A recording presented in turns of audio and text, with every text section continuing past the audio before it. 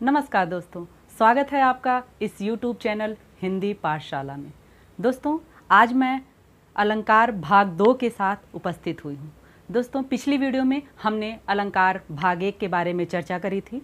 जैसा कि आपको याद होगा, आपने वीडियो में देखा भी होगा। अगर अलंकार भाग 1 आपने नहीं देखा है तो सबसे पहले अलंकार भाग 1 को आप देख लीजिएगा, जिसके लिए आप मेरे चैनल पे जा कर के देख सकते हैं।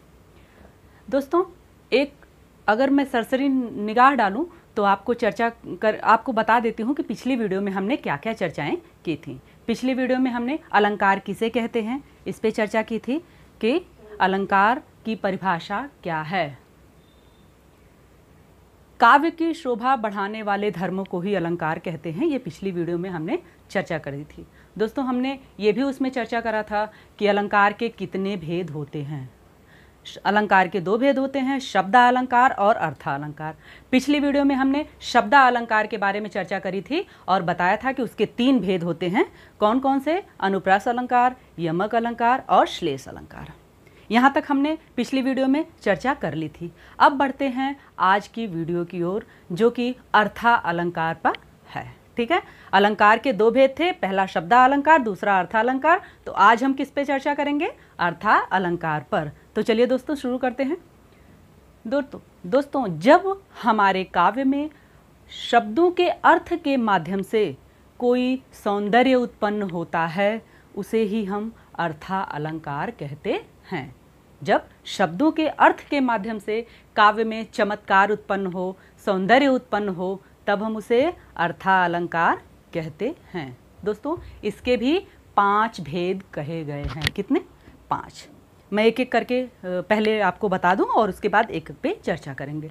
सबसे पहला है हमारा उपमा अलंकार, दूसरा है रूपक अलंकार, तीसरा है उत्प्रेक्षा अलंकार, चौथा है अतिशयोक्ति अलंकार और 5वां है अन्योक्ति अलंकार।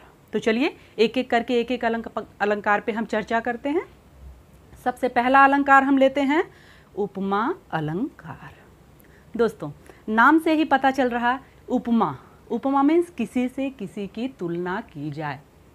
जब हम किसी वस्तु की या किसी पदार्थ की तुलना करते हैं, कैसे? उसी के समान गुण धर्म वाले वस्तु या पदार्थ से। और किस लिए? काव्य में सौंदर्य को उत्पन्न करने के लिए। अर्थात जब हम किसी वस्तु या पदार्थ की समान गुण धर्म के कारण दूसरी वस्तु से तुलना करते हैं, उपमा कर देते हैं, तो वहाँ पर उपमा अलंकार होता है। मैं उदाहरण जब दूंगी आपको तो और आपका क्लियर हो जाएगा कॉन्सेप्ट। उदाहरण जैसे देखिए, पीपर पात सरिस मन डोला। अर्थात मन की उपमा किससे दी गई है?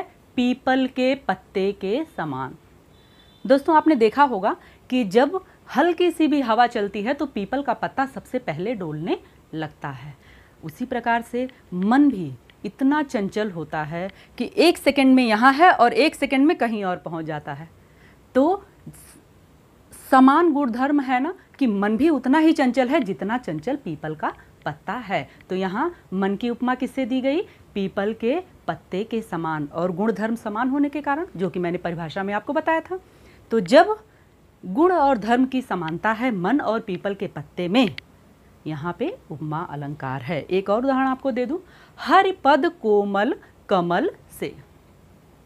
हर मीन्स भगवान विष्णु, पद मीन्स पैर, कोमल कमल से, यानी कमल को कोमल माना गया है, बहुत सुकुमार पुष्प माना गया है। तो भगवान के पैरों की उपमा किससे दी गई है? कोमल कमल के समान। कमल से भगवान के पैरों की उपमा दी गई है, तो यहाँ पर उपमा अलंकार है। समझ में आ गया होगा ये?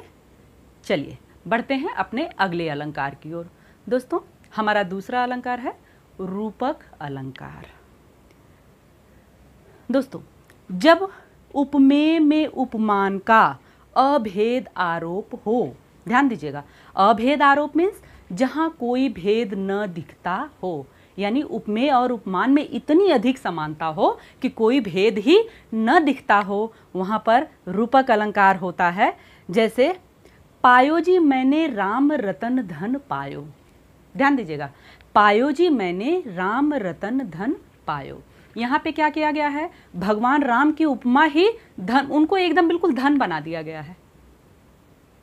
यानी राम रतन रूपी धन को मैंने पा लिया है, यानी राम को एक रत्न के समान माना गया है। एक और उदाहरण देखिएगा, मैया मैं तो चंद्र खिलौना लई हूँ। यहाँ चंद्रमा को खिलौने की उपमा बिल्कुल कैसे दे दिया गया है, चंद्रमा, और चंद्रमा और खिलौने में बिल्कुल समानता कर दी गई, क्या कि चंद्रमा को ही खिलौना मान लिया है उन्होंने।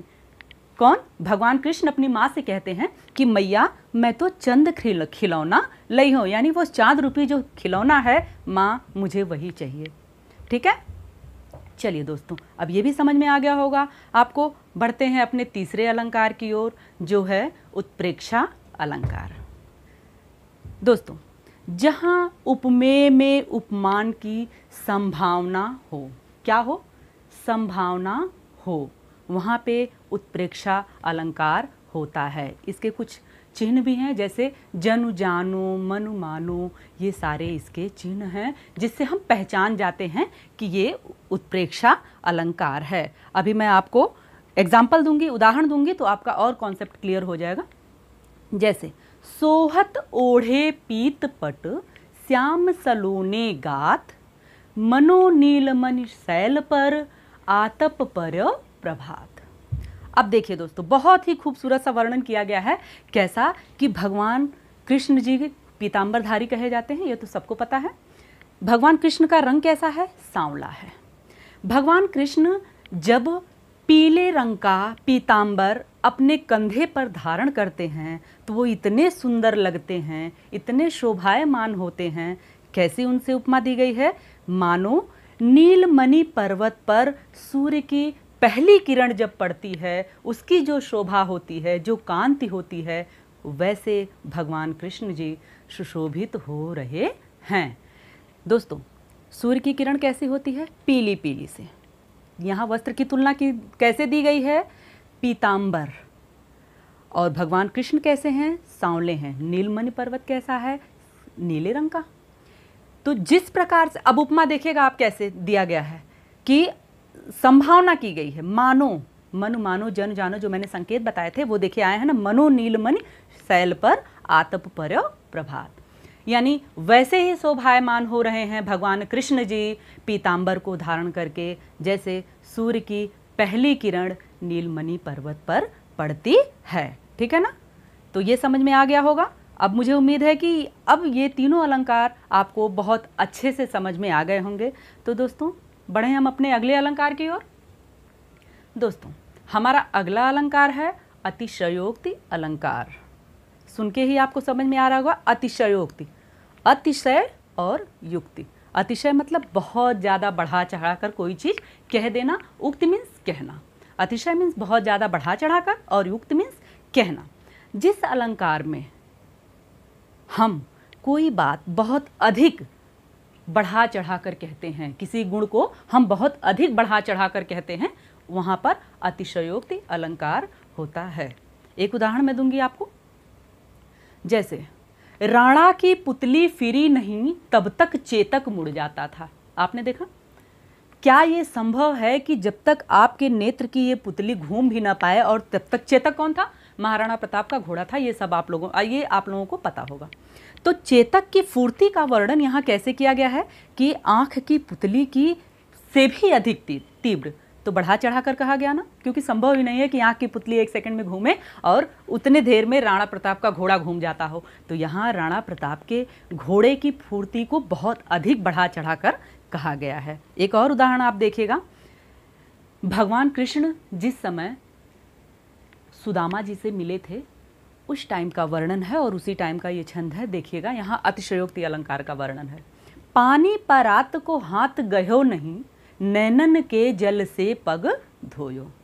अर्थात जो दासियों के द्वारा परात में पैर धुलने के लिए, सुदामा जी का पैर धुलने के लिए भगवान कृष्ण ने जो जल मंगवाया था, उसको उन्होंने हाथ भी नहीं लगाया, और अपने मित्र की दशा को देखकर वो इतने द्रवित हुए, उनके नेत्रों से इतने आंसू गिरे कि उन आंसुओं से ही उन्होंने सुदामा जी के पैरों को प्रक्षालित कर दिया, धुल दिया। अतिशयोक्ति अलंकार है यहाँ क्यों? क्योंकि संभव ही नहीं है कि आंसुओं से किसी का पैर धुल दिया जाए, लेकिन एक भाव में अतिशयोक्ति अलंकार यानी काव्य के सौंदर्य को बढ़ाने के लिए यहाँ अतिशयोक्ति अलंकार का प्रयोग किया गया है और काव्य में इससे सुंदरता और भावुकता में वृद्धि हुई है।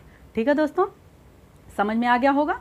अब बढ़े हम अगले और लास्ट अलंकार की ओर, जो कि हमारा है अन्योक्ति अलंकार। दोस्तों, अन्योक्ति का तात्पर्य है यानी अन्य यानी कोई दूसरी उक्ति, यानी कहा कुछ और जाए और भाव जिसका कुछ और निकले उसे अन्योक्ति अलंकार कहते हैं। जैसे माली आवत देख के कलियां करत पुकार।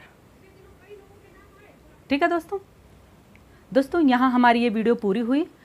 उम्मीद करती हूँ कि आपको अलंकार अच्छी तरीके से समझ में आ गया होगा। वीडियो आपको मेरी कैसी लगी प्लीज़ मुझे कमेंट करके ज़रूर बताइएगा। मेरे चैनल को लाइक और सब्सक्राइब करना ना भूलिएगा। और हाँ, ऊपर जो घंटी है ना, उसे अब तक नहीं दबाया, उसे दबा दीजिएगा ताकि अगली जो वीडियो मैं बनाऊँ उसका नोटिफिकेशन आपको पहले मिल जाए। धन्यवाद।